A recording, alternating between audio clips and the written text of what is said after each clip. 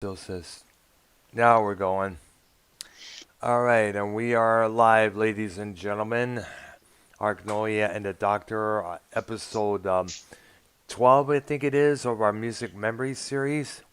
Yes. I don't know, I got kind of like I got a little sidetracked on how many episodes we did of this particular series, but it's a good reason. We got lots to cover here, and one of the groups that we're going to be covering here right now is, of course, as part of our British Invasion section here of our series, the Rolling Stones, who are often cited as the world's greatest rock and roll band in the world, and probably for a good reason because they are still together to this very day. Yeah. Though they have, of course, haven't been doing any releasing any albums or playing any shows as of late. I think the last Rolling Stones studio album came out in what year it was? I think it was 2005. It's been that long, I think it was. I'm not sure of that, but probably so. Maybe I should probably look up on the albums there because that was the last studio album that I remember. I think it was called A Bigger Bang, for what I understand. I think there's been at least one after that, One after but I that. don't.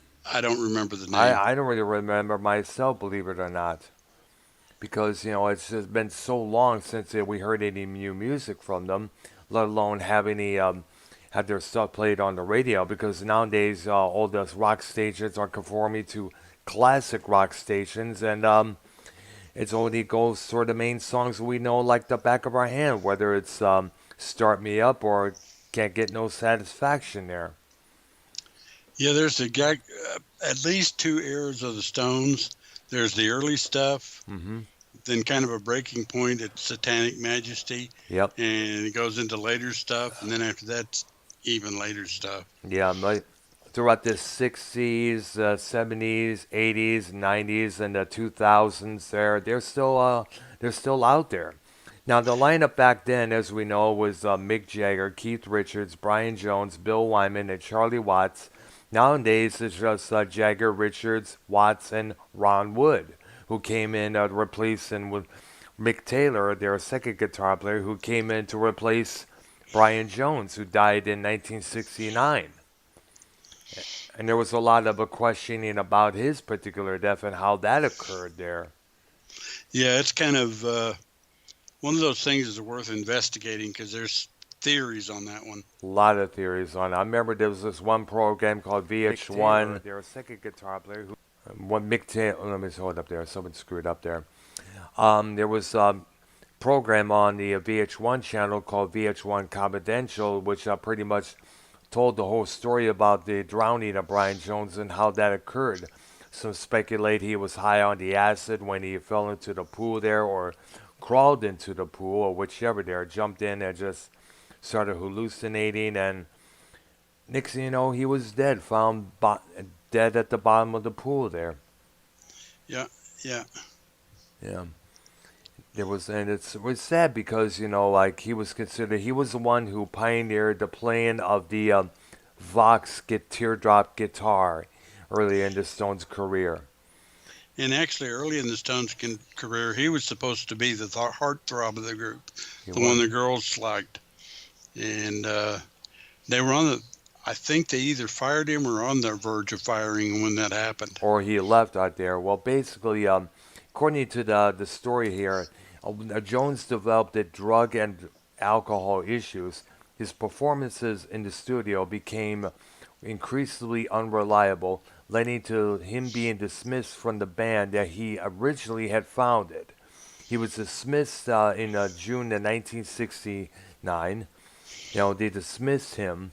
Mick Taylor took his place in the group, and less than a month later, he died, drowning in the swimming pool of his home at the age of 27. Now, Jones's death was often referred to many songs and many other pop bands out there, and also was the subject of poems by The Who's Pete Townsend and Jim Morrison. Referring to Jones, Bill Wyman, the former bass player, lamented the waste of another great innovator. You know, The Stones, including Jones, were inducted, of course, into the Rock and Roll Hall of Fame, as of course.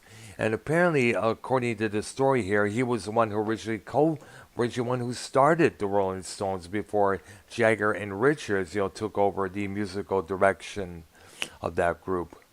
Yeah. Yeah, he was supposed to be the one. Hmm. And it didn't turn out that way, of course. Yeah, of course, like apparently Richards was developed a unique style of guitar playing, which were Richards often referred to as the ancient art of weaving, where both players would play rhythm and lead parts together. Bands like Iron Maiden, Judas Priest, and Lizzy would later copy that style when you look at it there. Absolutely. Now, The Richards, Stones the Stones generally stayed with their root sound, which was kind of like rock and roll with a tinge of the blues, but every once in a while they kind of experimented with stuff. correct, yeah. I mean, the song, even with their album covers as well, the original Beggar's Banquet, featured a toilet with a bunch of graffiti written on the wall behind it. That was later replaced with the all white cover with the cursive writing on the front and in the back as well there. And we know which song came from that album, the famous, infamous Sympathy for the Devil. Uh, yeah, I was going to say it wasn't that album, but it was. It was, Uh, and also they had another album cover, Beggar's Banquet, not Beggar's Banquet, hmm Sticky Fingers, Oh, yeah, that we know actually that had one. the Zipper on the zipper on the front. front that Yeah, actually worked. zip down. Exactly. That was like, and on the inner sleeve, in the light inner sleeve, featured there's some guys in his underwear. Believe it or not, white underwear there. Yeah, And it was apparently that was and apparently that cover was shot by one Andy Warhol, from what I understand as well. And a lot yeah, of times, I don't know if it's still available on vinyl or whichever, but I know there was a long period of where the zipper was reattached to the reissues of that album. I guess I forgot year and label it came out on because most of yeah. their stuff was reissued on Virgin Records throughout the 90s there. That's when he Hmm. signed a deal with that company there. And a lot of their stuff was getting reissued here, including ones like Some Girls, and my one of my favorites, Emotional Rescue, with the original poster, you know, uh, covering the whole original album cover. Believe it or not. Now that album, believe it or not, was one of my favorites because I heard the whole album on the radio as well as on summer camp that I was attending at that time, and Yeah, that was their, I guess you'd call it nod to disco, because their songs on that album, a lot of them had a disco sound to them. yeah, like Some Girls as well. The first track, Dance, was like another example of that, which was of course on Emotional Rescue. They had a dance part too that would be later be on a greatest hits compilation called Suckin' in the 70s. And believe me, they had a lot of compilations as well as a lot of live albums when you look at it. Yeah, I thought what we'd do is kind of go through the studio albums first Yes. and kind of point out songs, not talk about each song, but kind of point out songs that, oh, you guys remember this one or whatever. Yes. And I do the U.S. I wanted to do the U.S. versions because back then, just like with the Beatles, there was a U.S. and a U.K. Versions of each of their albums that were different. Hmm. And I'm going to go over the U.S. since, well, that's where we And are. the original label was called London Records that they were assigned to way back in England and in the U.S. there. And of course, now all those albums that appeared on that record label now are on this other label called, I forgot what it's called, Arico or something like that, or Or um, Atco, maybe. Echo. I have to look it up again, dang gummit, Yeah, because I really don't know. because there's so much, We got all these labels reissuing the Stones albums there, Yeah. and it's Well, their first album was the Rolling Stones, England's newest hit makers. yep, man, and that came out in 1965, I guess it was. Yeah, it's either 64 or 65. I'm not sure off the top of Yeah. my head. And the record label that has now reissued that early catalog, it's so Abkill. I think it's called. It's ABKCO. There, it's hard to pronounce. Abco. That sounds like Abco, a. Abco. I think it is possibly. Yeah. That sounds like one of the managers they had. Similar to his name, but I forgot what it was. Now, the only one I know was so far that managed the Stones was Alan Klein, who was later be chosen by John Lennon to manage the Beatles after their manager Brian Epstein died. Yeah. Well, on that first album, the Notables was. I think this was their first hit single, "Not Fade Away," Yes. which was written by Buddy Holly. Oh yeah. It was a Buddy Holly song. Correct. Then they had another one that was on there that was released called "I Just Want to Make Love to You," which was a Willie Dixon song. Mm-hmm. And the other And notable song, didn't Foghat cover that on one of their oh yeah, albums? And oh yeah. yeah they did, yeah they did, Yeah, so now, so all the people out there who associate that song with just Foghat, keep in mind the Stones did it before, and so did the guy who wrote it, Willie Dixon, folks. Get that through right. your heads. And then the other hit single on there was a song called "Tell Me," which was written by Jagger Richards. Mm-hmm. So The these, rest of the songs are decent, but they're not anything that you'll have to go out and go, "Oh, I got to hear that one." uh-huh, But they were good songs for what they were. yeah. And I guess, some of those are still played on today on the radio as well. Mostly, as I mentioned, classic rock stations. They're the ones who are doing that, and they're the ones that doing that stuff nowadays here. Right. It was Decca Records in the UK and London Records in the US. And the next one, I guess, is 12 by 5, I guess, the US version. Right. And that particular album was actually pretty good.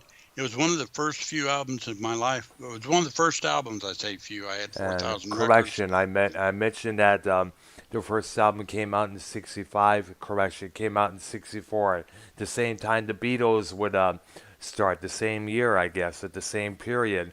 So I Well, guess, yep. given the success of the Beatles, people were looking real hard and desperately for English acts. And that's how Rolling Stones, Day Part 5, some of the others like that, Hmm. uh, immediately hit right at that same period of time. Yeah, it's true. Yeah, and of course, later that year, we released the one called 12 by 5. Yeah, and that was one of the first albums that I bought as a kid Hmm. was 12 by 5. And I played the heck out of that album. It was a good album overall. Uh, of note was Around and Around, which was a Chuck Berry song. Yep. Uh, Time is on My Side, which was another single written by a guy by Oh, the name of. we know that song like the back of our hands. That's for sure. Great song. Time is on my side. Still played a lot, believe it or Oh not. yeah, written by a guy by the name of Norman Mead. Hmm. And then the next one on there was Good Times, Bad Times, which was played a lot Yeah. as a Jagger Richards song. Not to be confused with the song of the same title by Led Zeppelin a couple years later. No, There, by the totally way, different song. totally different. And then one of my favorite of all time by them, It's All Over Now, Uh, which was written by Bobby Womack and Dooley Womack. oh yeah. And where's Bobby Womack today? I know he released a lot of albums there around the 70s and 80s there. Is he still functioning or did he pass on, I think? I honestly don't know. Uh, no, I guess I got to look that up. Bobby Womack, I guess it is. Then they did on the same album a cover of Under the Boardwalk, the Oh old yeah. Drifters song, which was good. And they did a cover of Susie Q, Oh. which later on Creedence did. Oh yeah, we know that song like the back of our hands as well. That was mostly the CCR version is the one that got the most notoriety there. And sadly, Bobby Womack, who we mentioned a couple seconds ago, he did pass away in 2014. Yeah, and like I said, a lot of the other songs in this album are good. The ones I mentioned are the notable ones. Hmm. Yes. And of course, the ones that still today get played on either in the Goodwill stores. If you go inside, you can rest assured you could hear the one or two 50s or 60s songs, including the Stones. There was a program called the Sunday Brunch on one of the local radio stations back in the southeast Michigan area. They would play a lot of songs from the 60s, some from the 50s, and throughout that whole area there. There's just from the 61 to 69 there. And a lot of them was early Rolling Stones songs like, you know, 19th Nervous Breakdown, The Last Time, Get Off of My Yeah, Cloud, all those songs. And some of those songs often did get played on its own on a regular time on a daily basis. Not necessarily a daily basis, but a lot of times you there were about 2 days, 2 or 3 days later, you would hear another track from the Stones from the 1960s. Whether it's yeah, yeah, of course the one that gets played the most was of course "Can't Get No Satisfaction." yeah. Hmm. And actually, the record companies back then, as we talked about with the Beatles, Yeah, had a habit of releasing singles and not necessarily putting them on a regular that's album, true. but they would show up later on greatest hits albums. Two that come to mind are right off the top of my head. Well, three actually are 19th Nervous Breakdown, which you mentioned, Yep. uh, Honky Tonk Women, Hmm. and well, I had a third one, but actually there's more than three. We'll talk I about remember, those. I remember I had that single "Honky Tonk Woman" for a while there. Yeah, I guess it was the flip side of "You Can't Always Get What You Want," I believe. That was released as a single in '69, I guess. Yeah, and that song is about 7 minutes long on the album. I believe so. I think they may have shortened it out somehow for the Probably. single version. I'm thinking as well. Yeah. The next album was Rolling Stones Now Ah. in the US. Ah. And songs of note are Heart of Stone, which was another single, and What a Shame, which I believe was the flip side of that song. Mm. And they did a version of Mona, which has been covered by a lot of people. One group that comes to mind for me is Quicksilver Messenger Service. Mm-hmm. And let's see what else they have on there. There was a song called Surprise, Surprise, but that wasn't released as a single or anything. It's just a neat song in the album. And again, a lot of these albums have other songs that are good on them. It's just not something that I would note at this point. And then they followed that album up with, Out of our heads. yep, Yeah, and I guess a lot of I know some journalists commented on that on the cover of that album. You get to see a close up of Keith Richards' zits. yeah, yeah. Hmm. And that song was pretty. This album was pretty much loaded with good stuff. Uh, it had Mercy Mercy on there, which is a Covey Miller song. Yes. They did a lot of covers, especially early in their career. Yeah, they kind of mix. What they did is they kind of mixed the covers along with the original material there. Keep it more diverse. I guess at that time was considered.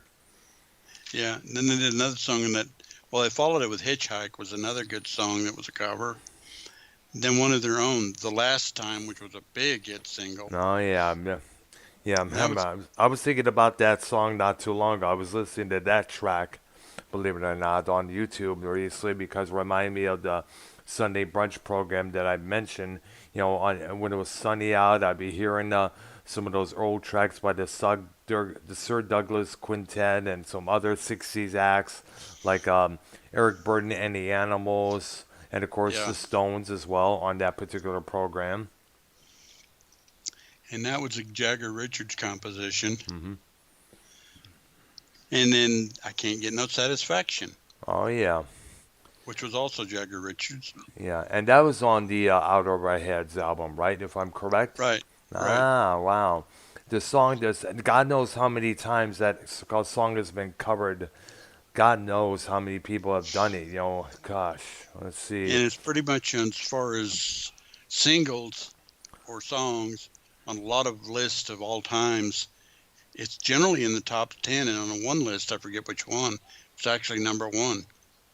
Yeah, and believe it or not, when you listen to the track there, that fuzz guitar and that other guitar, you could tell it's the same guitar. And towards the last, I guess it's towards the last chorus of the track during the third verse, you could actually hear a little bit of a little mistake there. Dun, dun, dun, dun, dun, dun, dun. The fuzz guitar that I guess it was either Jones or Richards that was doing that, but you could hear that's when he actually turned that pedal on to make that sound. Yeah, which a lot of the early pedals, you could hear the sounds when they changed. Yep. Yeah. So another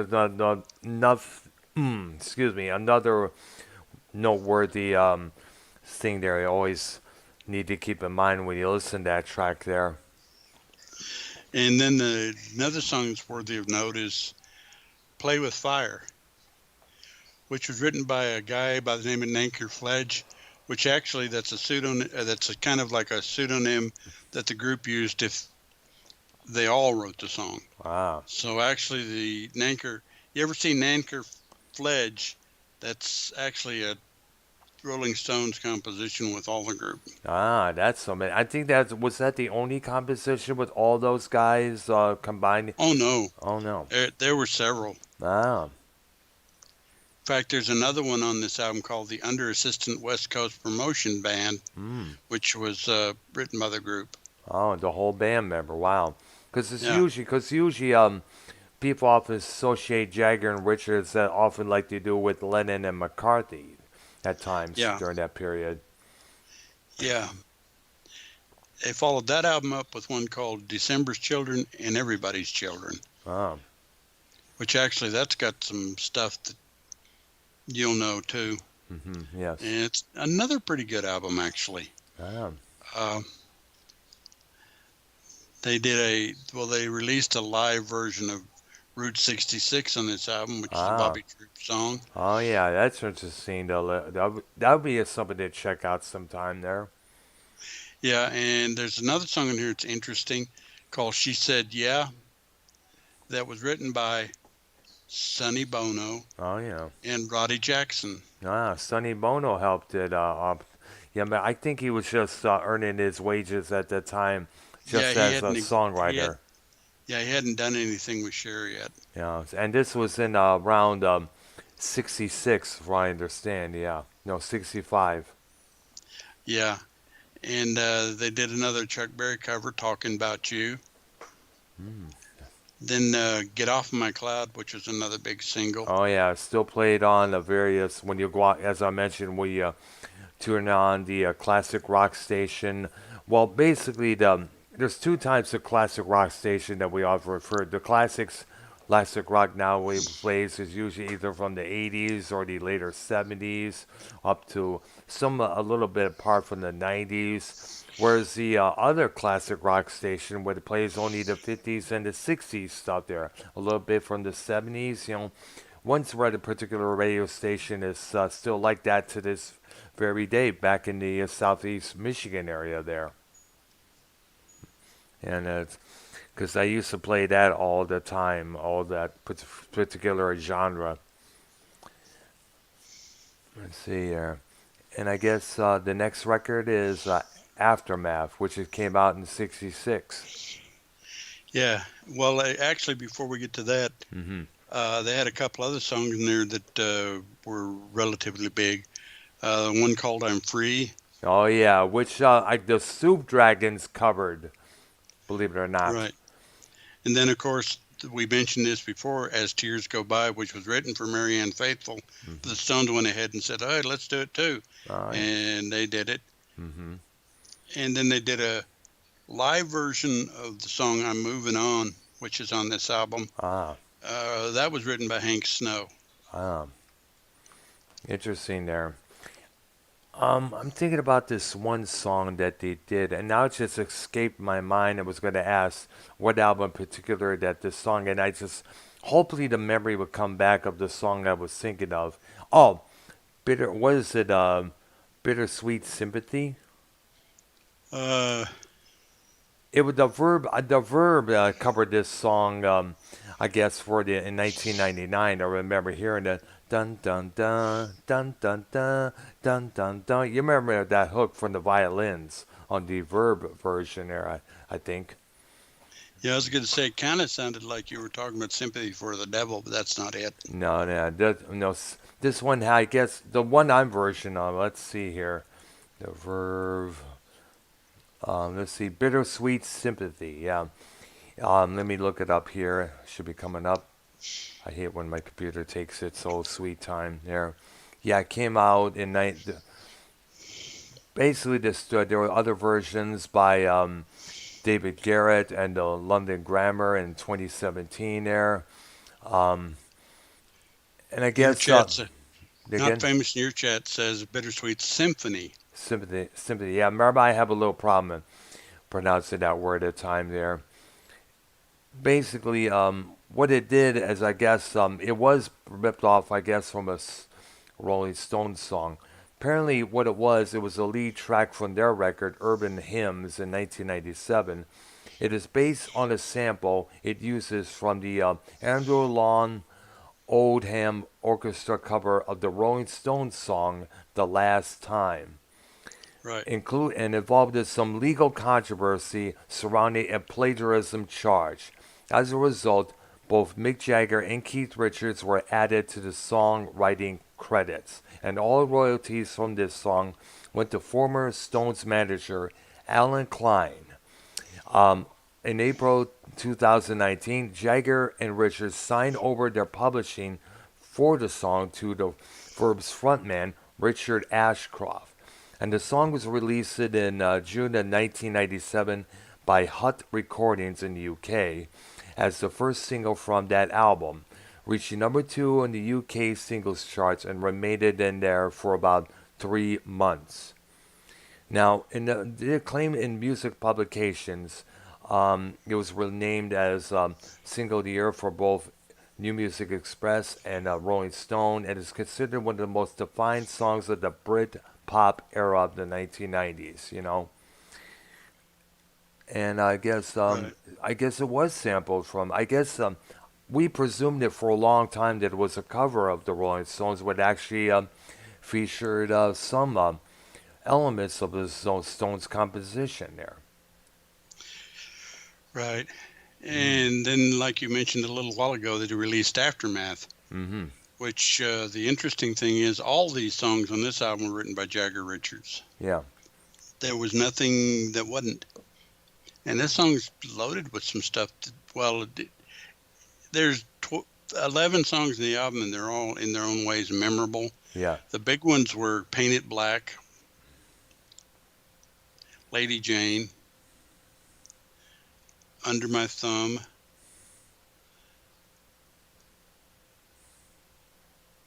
and actually an interesting song in the album is called Going Home, Mm-hmm. which ran about 11:35. And in a way, it was kind of a prog song, but it really doesn't fit the true definition of prog. It just it's just a really long song, which was highly unusual in these days. But it's worth noting. And it's a decent song. Yeah. Interesting. Yeah. Yeah. It's kind of funny. Some of these songs, I have no words to say right now on this because I had to ban this idiot named Metal YR. It's a troll ass account saying they're commenting on how ugly my face is. I have a face like you. I don't know if it's YR himself, but there's usually those assholes out there who are trying to fuck your shit up, get you riled up by disrespecting you in your chat. So that motherfucker had to be removed. Yeah. And we have a couple of things we need to talk about a little later that Not Famous pointed out, Yeah. but we'll get to those. Oh yeah, Uh, definitely. I see what he said right here. Absolutely, we definitely got to get onto that one.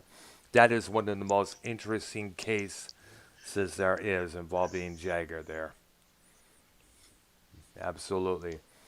All right. So as you were saying, Yeah, the next album they did was one called Between the Buttons, which was kind of in a sense, a throwaway album. There's some good songs on here, but they repeated a lot of the good ones on mm, an album they did later called Flowers, which I don't know if that was a con- Dead group Flowers. compilation. No, it's just Flowers. Oh, okay. I think I saw that one time there in the record store. And by the way, It's I had Between the Buttons on the 8 track one time there. I got that at a garage sale. Figure, yeah. let's give this album a try out here because it had Let's Spend the Night Together on that album there. Between the Buttons, I don't believe it Oh, was was it on there? that Well, it particular. had some sort of song. I got to look that album Well, up there. well, they had on there was one called Backstreet Girl, which was kind of a big one for them, and another one that was Hmm. almost psychedelic called Please Go Home. And interesting enough, you had to really look underneath Charlie Watts to see these two little eyeballs to see the title and the group's name in there, sketched in between. That was probably one of the most interesting way of doing that artwork. Now, the photo shoot of that album took place in November '66 in a place called Primrose Hill in North London. The photographer was Garrett Manolitz, who also shot band photos for the cover of Out of Our Heads. And apparently, the goal of the shoot was to capture an ethereal, druggy feel at that time. That feeling Yeah, at the end of the night where dawn was breaking and he end up all been up all night making music stoned. right, Brian right, Jones was disheveled, and his cover appearance on the cover disturbed many of his fans. In fact, one critic said that Jones looked like a doomed albino raccoon. yeah, And according to now years later, somebody, the photographer, said that Jones was lurking in his collar. He said, quote, I was frustrated because it felt like we were on the verge of something really special and he was messing it up. But the way Brian appeared to not give a shit was exactly what the band was about. Outtakes of this photo session were later used for the cover and in the sleeves of the compilation More Hot Rocks, Big Hits, and Phased Cookies. right, Now, yeah, the back cover of this was dominated by a six-panel cartoon accompanied by a rhythmic poem written by, actually drawn by Charlie Watts, the drummer. When Watts asked Oldman what the title of the album could be, he told him was Between the Buttons, a meaning undecided. right. Watts gave the phrase to the title of his cartoon, which in turn became the title of the album. And Now yeah. they followed up this album, which was probably my personal favorite, their Satanic Majesty's Request, Mm-hmm. Yeah. because it has two or three of my favorite songs anyway. Oh yeah. It has one called Citadel, which is a pretty heavy rocker. This Mm-hmm. album kind of is, in a sense, psychedelic in a way, but it's got some elements of prog here and there too. Yes. Then another song called In Another Land, Mm-hmm. which that one was written by Bill Wyman. Ah. Very And rarely we then, get Bill Lyman to chime in any tunes there for those guys. right. And then they followed that up with one which I'm pretty sure you're familiar with, Yep. 2000 Man, which was covered by Kiss. Oh yeah. That's interesting there. Wow. And then they had on side two, it opened with a single, a little bit longer version called She's a Rainbow. Oh yeah, we know that song. We heard that many times before there. Yeah, and then it was followed by one called The Lantern, which is really a decent song. It's pretty good. Then on this album, my personal favorite, 2000 Light Years from Home. Oh yeah, that's where the Mellotron really kicked in there. Yeah, Absolutely. That definitely had some. That was a trippy. That was a real trippy song to listen to for them to come up with because the way the mellotron was being performed on that song, and the absolute feel and the concept behind it, traveling through space and time. Yeah, and like I said, that song that one always gets me. Mm-hmm. Uh, Whoa. so that was me, man. That was me. I guess notifications coming up on my Facebook and shit. There, always drove me nuts. Right there, and of course, Beggar's Banquet would follow afterwards, the one we mentioned about with the original cover there. Oh yeah, Mm-hmm. and this one had a lot of decent songs on it. Yeah, Had well, there's "Sympathy for the Devil," yeah, which was one that gets played. And another one called "No Expectations," which was a good one. yeah, "Dear and Doctor," yeah, "Parachute Woman." Stray Cat Blues. Yeah, Mm-hmm. "Street Fight Man" was on this Oh one, yeah, I which was remember. Yes, definitely. I'm looking at both covers of the album here, and you get to know what I'm talking about. The toilet cover rejected for the original cover, the all white cover for the in cursive writing in there. right. Yeah. Now He the had "Salt of the Earth," which was another pretty good song on there. I'm looking right now to the cover here. Now in August of 2002, Abco Records reissued the Beggar's Banquet album as a newly remastered album and a SACD slash CD hybrid disc. This disc corrected an important flaw in the original album by restoring each song to its proper, slightly faster speed. Due to Right, an error in the mastering, Beggar's Banquet was heard for over 30 years at a slower speed than what was recorded. This had the effect of not only altering not just the tempo of the song, but the song's keynote as well. Those right, differences were subtle but important, and the remastered version is about 30 seconds shorter than the original release. So all this time we were listening to Sympathy for the Devil and those other songs you mentioned at a slower pace, I guess it was. right, right. Interesting. It's gotta definitely gotta check it out there sometime when we get well later on this evening because as you know I'm going to be Radio Select TV is going to be on the air pretty soon there. Right. Yeah. We'll go ahead and do the next one, which was "Let It Bleed," which is Oh a yeah.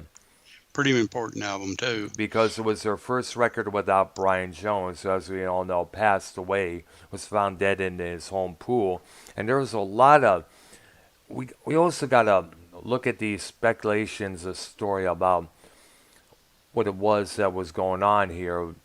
I'm looking at it right now. There was a lot of legal troubles. You know, he was arrested a couple of times for possession of weed and stuff like that. You know, and there was apparently upon his death, The Who's Pete Townsend wrote a poem titled "A Normal Day for Brian, a Man Who Died Every Day." Jimi Hendrix did a song dedicated to him on US TV, and The Doors' Jim Morrison published a poem called "Ode to L.A." while thinking of Brian Jones. Right. Deceased, coincidentally, Hendrix and Morrison also died within the following 2 years at the same age as Brian Jones, 27. Yeah, there's a big story about lots of, I guess, artists that died at that age, Yeah, Kurt which, Cobain, Janis Joplin, Amy yeah, Winehouse. What? for a while it seemed like almost a curse of sorts. I But know. yeah, And on now, "Let It Bleed," they started that one with "Gimme Shelter," which was later covered by Grand Funk. yeah, the Sisters of Mercy as well. Right. And this man called that a song called Rain Dance, who played at the Ritz one time, who's a frontman whose name I forgot, would later become one of the original cast members for the 1992 show The Real World. Yeah. Yeah, I think what his name was Andre, I think it was.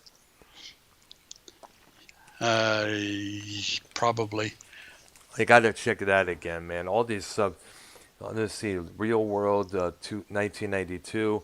Because I remember seeing them play it a couple of times at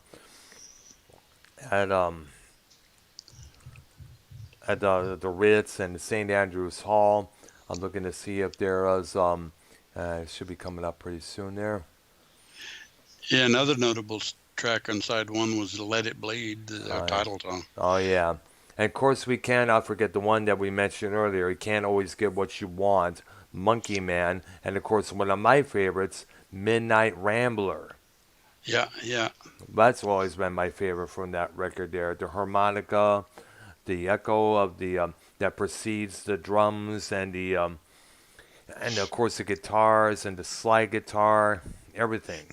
It's almost 7 minutes studio, but the live version I think runs longer. I think it's like 9, 10 minutes, something like Yeah, that. it does. And that live version is on an album called "Get Your Ya-Ya's Out," of which we all know has their drummer, I jumping for forget. joy. Go ahead, Yeah.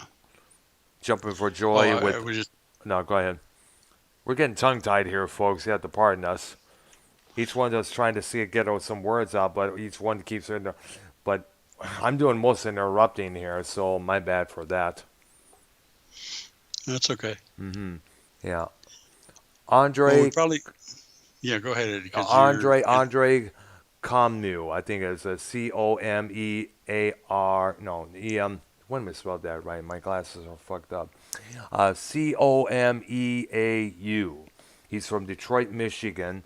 Um, They released their album Problem Factory, and one of the songs they did live when I saw them play was "Gimme Shelter," and it was close to the original, believe it or not. yeah, yeah. I really like the Grand Funk version of that Yeah, song.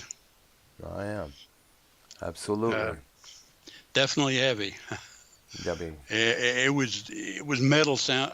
I guess in a sense, funk was kind of a metal group, but not in the true sense of what we know metal as.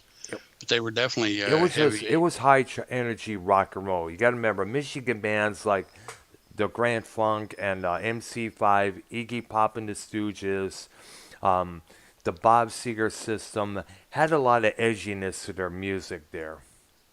Oh yeah, Like if you were going to play the song "Death Row" by the Bob Seger system to the same person who only knows Seeger from "We Got Tonight" or "Hollywood Nights" or the Shakedown or the songs they know like "Rambling Man," the stuff from Wildlife Wood, they would flip the heck out. They like holy turn the cow, page. or the turn the page. If they were to hear those songs like "Two Plus Two is on My Mind," or the song I mentioned, Death Row or Lucifer, that would be a complete trip to them because it's like, oh wow, this is heavier than this is one heavy song here, dude, and which it was. It's up there. I mean, when you Yeah, look at it, the lyrics to Two Plus Two is probably right one of the most profound anti-war songs next to Sabbath's War Pigs. When you look at it, yeah, yeah. Well, the next album was come on, brain, hmm Sticky Fingers. oh yeah, that's the one we mentioned. Yes, Yeah, and they opened that one with Brown Sugar, which was a single also, yes, and it also had Wild Horses on there, which that's a great song. wow, This great whole song. album is actually pretty good, but I'm just like I said, I don't want to point out rather than talk about all of them, just the Hmm. ones that were truly notable. And then another song that was pretty heavy for its time was "Can't You Hear Me Knocking," Oh yeah, that was played on the radio a lot of times for a good period of time there, and that was and a that's long one. 7.5 minutes or around that. Yeah, And then another one called "Bitch" that got played a lot. yeah. Despite the title, because at that time radio didn't have any curse words in it, but in its title. But yet, keep in mind, Pink Floyd were able, for many years was able to get away with the words "Don't give me none of that do goody good bullshit." Yeah, on Money. Yep. And well, here's a song that you mentioned a while ago, "Dead Flowers." Yeah. And like I said, there's a couple other songs in here that are pretty good. That Yeah. That's true there. And once again, the cover for that album, as we all know, featured a picture of Mick Jagger's, crotch area and the back as well. And of course, with an actual working zipper engraved on the album cover there. Yeah, I actually had that album. Yeah. And it's still in mint condition there with the zipper and everything else? Well, actually, I had a time in my life where I pretty much had to sell off a bunch of my albums, and that one Ah, unfortunately went too. I see there. But it's just one of those things that happens in life, I suppose. I am. I see there. Yeah. There are a lot of They, things I wish I didn't get rid of when you think about yeah, it. But yeah. sadly, I had the next one was Exile on Main Street, mm, which was a double set. yes, and their first double album. And apparently this was the album that inspired John Cougar Mellencamp to record his album Uh-huh, which came out I guess in 1983 after the success of Hurt So Good and Jack and Diane. Right. Yeah. He tried And everything. In fact, he tried everything he could, to get his studio, to get the songs sounded just like the album, and covered the terms of putting kind of some sort of a pattern, some sort of a thing on the walls mine. up there. Yes, to get that exact sound that he wanted. Yeah. And there's a lot of songs in here that are worth mentioning, but the two I'm going to mention are Tumbling Dice, which was covered by Linda Ronstadt, Hmm. and Happy. Oh yeah, and that was featured Keith Richards on vocals there, by the way, because there are Right. a few tracks out there that feature Keith on vocals, whether it's on Emotional Rescue or what's that one song on Some Girls? I guess it's called. I forgot there. Son of a name go. It's been ages, folks. So Yeah. And I can't help on that one off the top yeah, of my head. that's true. Yeah. And I'm wondering if this is a good place to go to show two next Tuesday on this because there's a lot to cover. And there's kind of, at this point, a little bit of changes in the way they did things because they followed that up with Goat's Head Soup, which is Yeah, yeah. Which caused so it's pretty, which is kind of when you think about it, the which was in. You look at the inner photo of the where the album jacket actually goes in. It actually featured a head of a goat inside of a which is Colvin boiling away there. right. That But this disturbed a might be lot a of good people. time for you to look up Altamont and talk about that a little bit. Oh yeah, definitely. We got to talk about that whole situation here, because that was probably considered one of the most dirtiest words in rock and roll promotions. Alma, Yeah, there was some problems with that. lots of problems up there. Alma But Festival. Let me go. uh, Go ahead. Go ahead there. no, I was letting you go. All right, let's go. Okay, there we go. No, it's not Almont Rock Festival. Somebody go, stupid Google. You know what I'm talking about, man. Idiots. Oh, yeah, there we go. The Almont Free Concert. It was a counterculture rock concert. It was held on Saturday, December 6th, in 1969 at the Almont Speedway, Northern California. Approximately 300,000 people attended the concert, and some anticipated it was going to be the West Coast version of Woodstock. Now it had Santana, Jefferson Airplane, The Grateful Dead, Crosby, Stills, Nash and Young, the Flying Burrito Brothers, and let's see here, and there was a couple others here, and whoever came up with the idea of having the Hells Angels, one of the most notorious biker gangs out there, as their security, I don't know. Whose idea was it? Yeah, well, obviously I say the promoters, maybe not. Who knows? Maybe Hell's Angels just decided to do it on their own. Yeah, that's true. Because at the and it's fit to say that the biker gangs like the Hells Angels and the others would follow, whether it's the Warlocks or the Banditos, would be labeled as notoriously because of that incident. Because, as we all know, a man was stabbed to death during the Stones performance, and there was a lot of other shit that went on as well. There was one of the Hells Angels was beating the crap out of the singer for the Jefferson Airplane, Marty Ballin, believe it or not. Yeah, The Grateful Dead heard about the whole thing, and when they showed up, they decided not to perform. They said, "Fuck this, we are gone, man. Fuck this." yeah, yeah. It was a bad thing overall, and I think wasn't this the one with the incident of of they beat the heck out of a black guy, and nearly killed him? Yes, this was. It was apparently the now since the event was best known for the constant violence, including a stabbing death of one Meredith Hunter and three accidental deaths. Two were caused by a hit and run car accident, and one by an LSD induced drowning of somebody there. Scores were injured, numerous cars were stolen and then later abandoned, and there was excessive property damage. Now, as we mentioned, the Grateful Dead were scheduled to perform after Cosby, Stills, Nash and Young, but declined to play because before their appearance because of the increasing amount of violence. When you think now, now, quote unquote, that's the way things went at Altamont. So badly that the Grateful Dead, prime organizers, and the movers of the festival didn't get a chance to even play. The staff at the Rolling Stone magazine wrote in a detailed narrative on the event, terming it to an additional follow-up piece entitled "Rock and Roll's All-Time Worst Day."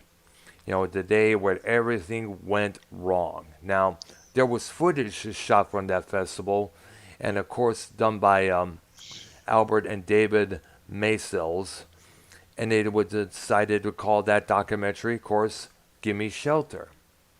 Right. Yeah.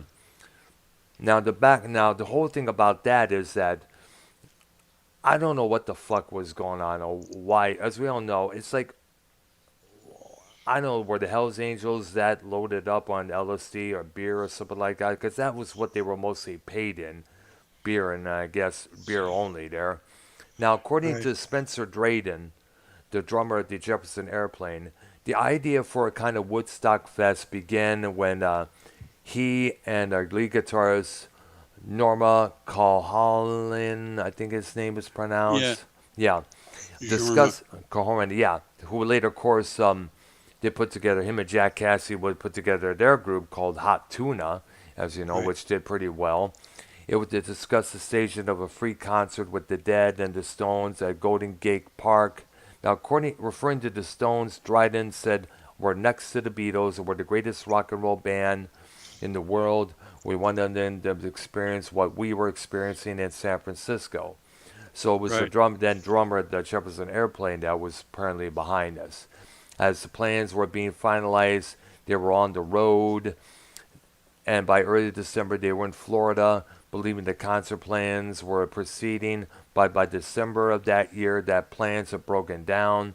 In Paul Kantner's account, because the city and police departments were unhelpful in that conflict between the hippies and the Haight-Ashbury area and the police was manifested in obstructiveness.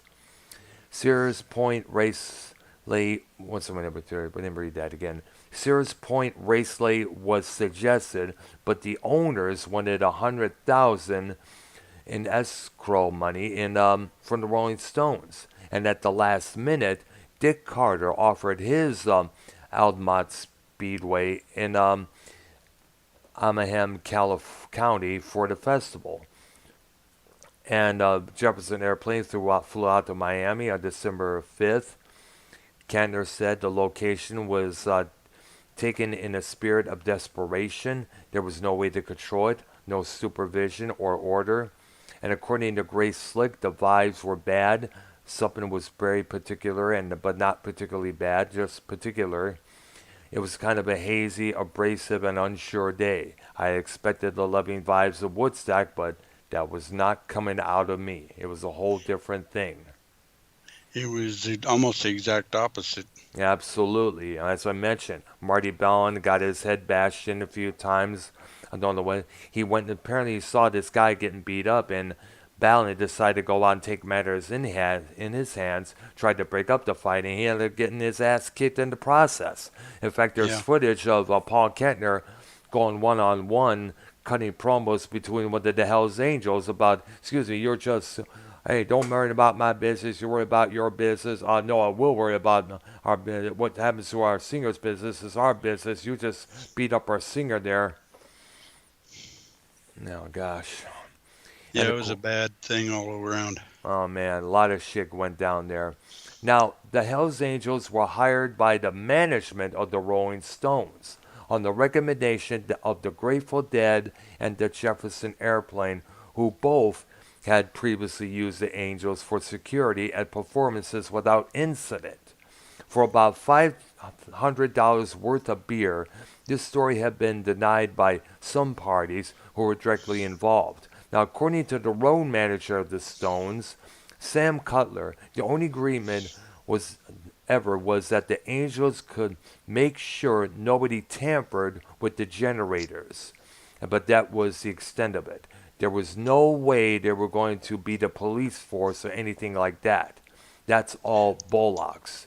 The deal was made at a meeting including Cutler, Grateful Dead manager Rock Scully, and Peter Neal, a member of the Hells Angels San Francisco chapter. According to Cutler, the arrangement was that all the bands were supposed to share on the $500 cost of the beer for the Hells Angels, but the person who paid for it was me, and I never got it back to this day. You know, and Well, one of the members of the Hells Angels, I guess Bill Friedrich, recalled this exchange he had with Cutler, and he which he just said, quote unquote, "We don't police things. We're not a security force. We go to concerts to enjoy ourselves and have fun. Well, what about helping people out? You know, giving directions and things? Sure, we can do that. You know, well, they sadly didn't really do that. All right, there. Minnesota Vikings fan is wants to add me to the call. I guess they're going to be starting their show pretty soon. Hey, did you want to? I was thinking about this. Since we're getting near the old program here, we could probably continue this on our Tuesday broadcast there of the show oh yeah, there. because there's a lot to go. Oh yeah, we got lots more to talk about, believe it or not, and pretty much about this festival and what goes on afterwards. And I'm not sure if you wanted to cover the '70s the catalog as well, if you want. Yeah, we'll go over. We'll start at Ghost Head Soup and go from there. Okay, absolutely there. Now, did you want to be hang out with me and the Vikings and Super Bowl crew for a while there? Because they want to, because Yeah, they want to add I us may to the do that. call. Yeah, we can do that. Okay, I'm gonna message. Okay, let me go ahead. Well, we need to stop this one, I guess, Okay, there. All right. So, and we'll invite everybody to show up tomorrow for Ray Harryhausen, yes, we're and gonna we'll do that. discuss his monsters. Yeah, the monster creations of Ray Harryhausen and how it kind of like motivated the CGI that we have in movies now today. All right. All right. So, okay, we're gonna end this, and we'll continue our discussions of the Stones and their albums and stories behind album titles and songs this coming Tuesday. This will be episode 13 that we are referring to. That will be next Tuesday, as I mentioned. All right, and we'll see you tomorrow night at 7 p.m. Eastern Time, where we did, as we mentioned, discussing the man-made monsters of Ray Harryhausen. I keep getting that name fucked up for some reason there. Okay, all right. So, you guys have a good one. Okay. All right, and we'll talk to you tomorrow. All right. Have a good one.